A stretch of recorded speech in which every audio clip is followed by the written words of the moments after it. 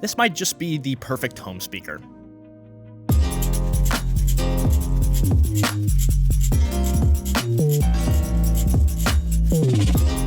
Hey guys, how's it going? Justin here from Waltz, and today we're taking a look at the Denon Home 250 speaker. So this speaker particularly is a wireless speaker meant for your home. It's not meant to be dragged around as a Bluetooth speaker. You can connect it through Bluetooth, but that's not the purpose here.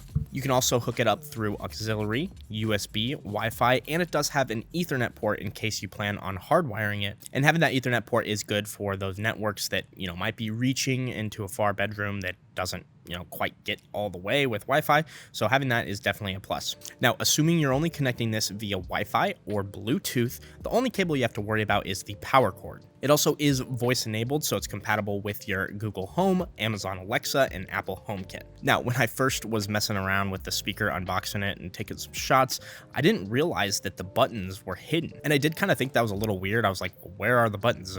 Don't you want to control this manually at all at some point? Or you only have to use the phone? That would kind of suck. Well, no, you don't. They're actually hidden illuminated buttons, and they're hidden in this acrylic glass-like feature on top that I thought was really cool just on its own.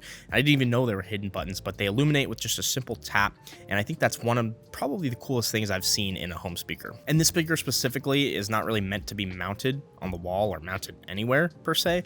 So, as far as where I think it would look best, probably like a kitchen counter or maybe even like an office or something like that. And the dimensions are going to have a width of 11.6 inches, depth of 4.7 inches, and a height of 8.5 inches. Now, it does come with AirPlay 2 and my favorite feature, Spotify Connect.